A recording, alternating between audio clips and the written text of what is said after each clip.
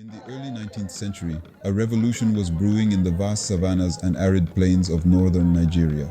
It was a time of conquest, faith, and the rise of one of the most powerful Islamic empires in West Africa, the Sokoto Caliphate, forged by a charismatic Fulani scholar, Usman Dan Fodio. Usman Dan Fodio was not just a leader, he was a visionary, a man who sought to purify the Hausa state's Islamic practices and stand up against the corrupt rulers of the time. In 1804, he declared jihad against the Hausa kings, igniting a wave of religious fervor that would sweep across northern Nigeria. Within a few short years, the Fulani forces, led by Usman Dan Fodio, his brother Abdullahi, and his son Muhammad Bello, toppled the centuries-old Hausa states. By 1808, they had established the Sokoto Caliphate, a sprawling Islamic empire that would govern through a strict adherence to Islamic law and Fulani cultural values. Under the Sokoto Caliphate, the region flourished.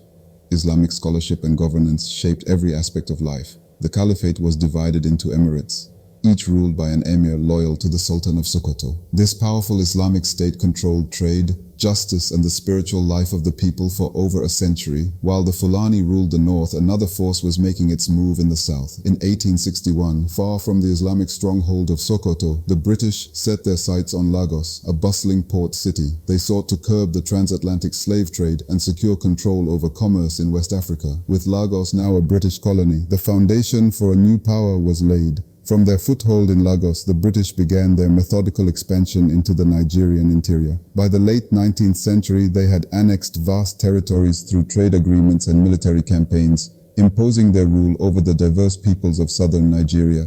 As the British solidified their control in the south, they turned their attention to the powerful Sokoto Caliphate in the north. The two empires, one Islamic, the other Christian, were on a collision course.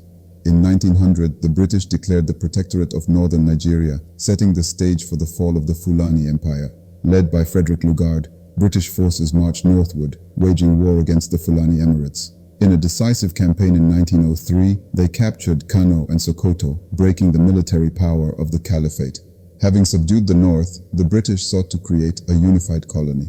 In 1914, under the leadership of Frederick Lugard, the protectorates of northern and southern Nigeria, along with Lagos, were amalgamated into one single colony, Nigeria. The amalgamation was more than a political act. It was the beginning of a new, complex identity. The Fulani conquest brought Islam, Sharia law, and a centralized political structure to northern Nigeria, while the British left behind Christianity, Western education, and a unified colonial state. These two conquests, one by faith, the other by force, would set the stage for modern Nigeria's rich yet complex tapestry of cultures, religions, and traditions. Today, the legacies of the Fulani and British conquests continue to shape Nigeria, a country defined by both its differences and its resilience. These forces of history collided, coalesced, and gave birth to a nation that stands as Africa's most populous and one of its most dynamic.